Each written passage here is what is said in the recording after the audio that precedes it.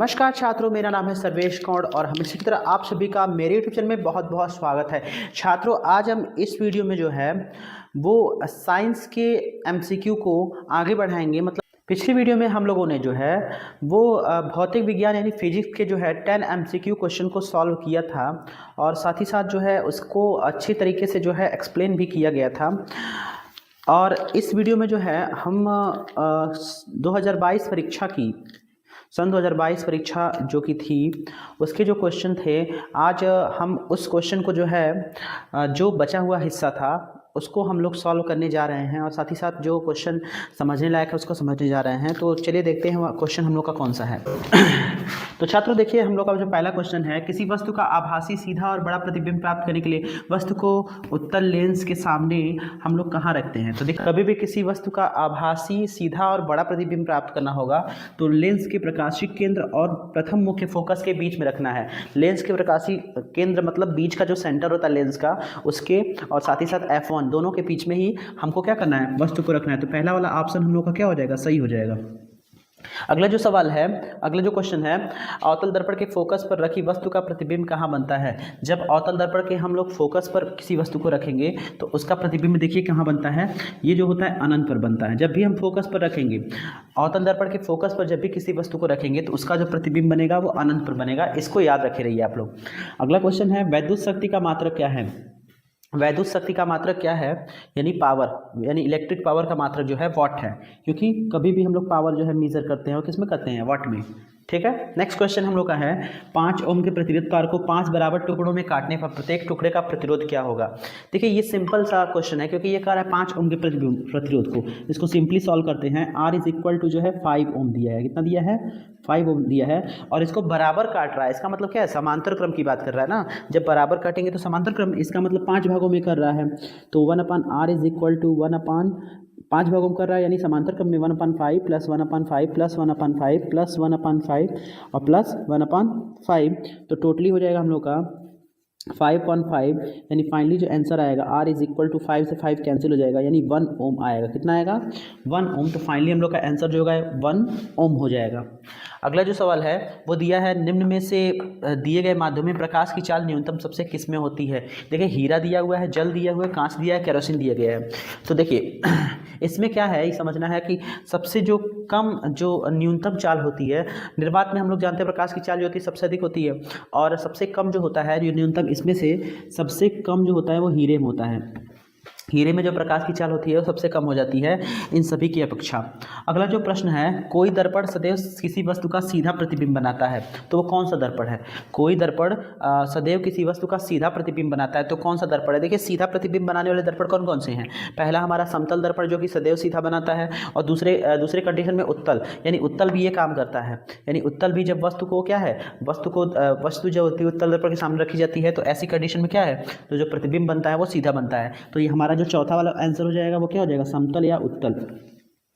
अगला जो क्वेश्चन है, सामान्य नेत्र के लिए दूर बिंदु कितना सेंटीमीटर होता है। देखिए सामान्य नेत्र के लिए जो दूर बिंदु होता है वो कितना होता है, अनंत होता है। दूर बिंदु अनंत होता है और निकट बिंदु जो होता है 25 सेंटीमीटर होता है। ठीक है, सामान्य नेत्र के लिए दूर बिंदु जो होता है वो अनंत होता है और निकट बिंदु जो होता है 25 सेंटीमीटर होता है। तो देखिए यानी हम लोग का जो हो जाएगा क्या हो जाएगा, अनंत हो जाएगा।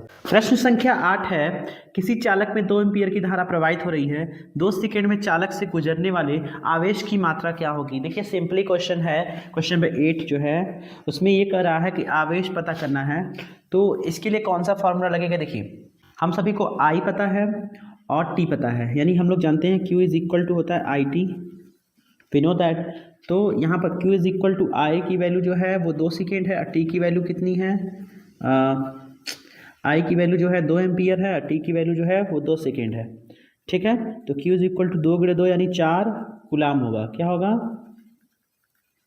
4 कूलाम, यानी फाइनली हम लोग का आंसर क्या आएगा, 4 कूलाम। क्वेश्चन नंबर 9 है, प्रेरित विद्युत धारा की दिशा ज्ञात करने के लिए नियम कौन सा अप्लाई किया जाता है। पहला है फ्लेमिंग के दाएं हाथ का नियम, दूसरा है फ्लेमिंग के बाएं हाथ का नियम, तीसरा ओम का नियम, चौथा इनमें से कोई नहीं।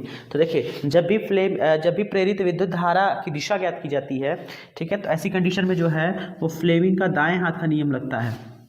ठीक है। अगला जो प्रश्न है वो है किसी दर्पण के सामने वस्तु का प्रतिबिंब वास्तविक उल्टा और छोटा बनेगा। यानी किस दर्पण के सामने, देखिए वस्तु का प्रतिबिंब जो होता है वास्तविक उल्टा किस में बनता है, किस दर्पण में, अवतल दर्पण में, याद रखिएगा। और आभासी और सीधा उत्तल में बनता है। ठीक है। किसी परिपथ में बहने वाली धारा का मात्रक क्या होता है, हम लोग जानते हैं धारा का मात्रक क्या होता है, धारा का मात्रक एम्पियर, इलेक्ट्रिक करंट, ठीक है, या विद्युत धारा, उसका मात्रक क्या होता है, एम्पियर। बिजली के बल्ब का तंतु फिलामेंट बना होता है, देखिए नाइक्रोम, टिन, स्टील या टंगस्टन। तो एक चीज़ हमेशा याद रखिए कि जैसे जो टंगस्टन होता है, टंगस्टन ये काफ़ी ज़्यादा इलेक्ट्रिसिटी को क्या करता है, सहता है।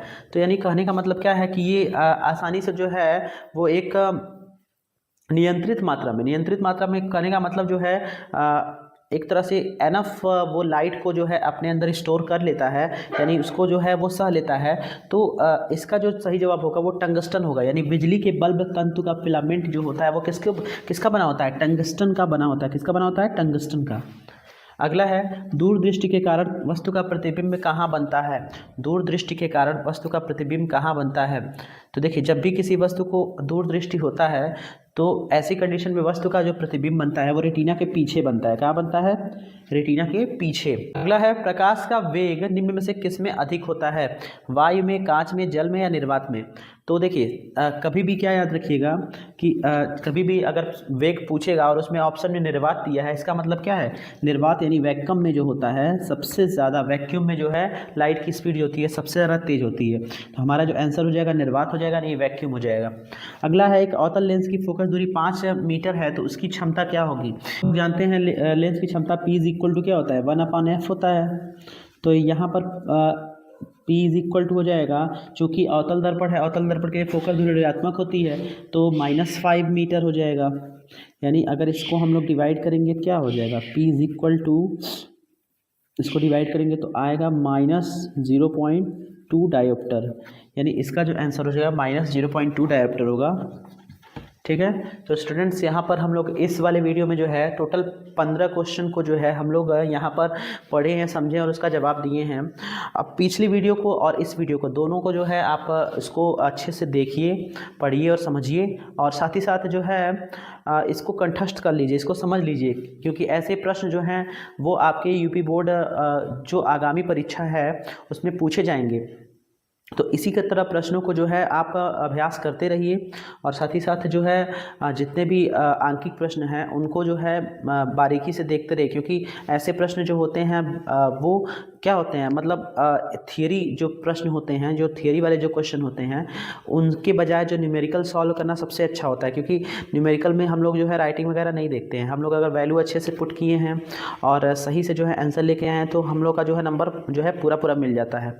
और थियरी में क्या है, थियरी में कुछ हम लोग अगर लर्न करके भी जाते हैं तो भी पूरा नहीं लिख पाते हैं। तो न्यूमेरिकल के लिए जो है ज़्यादा आप लोग प्रैक्टिस करते रहिए, ठीक है, ताकि जो है वो अगर पेपर में न्यूमेरिकल दिया रहे तो आप उसको सॉल्व कर सकें और साथ ही साथ जो है पूरा का पूरा नंबर जो है वो गेन कर सकें।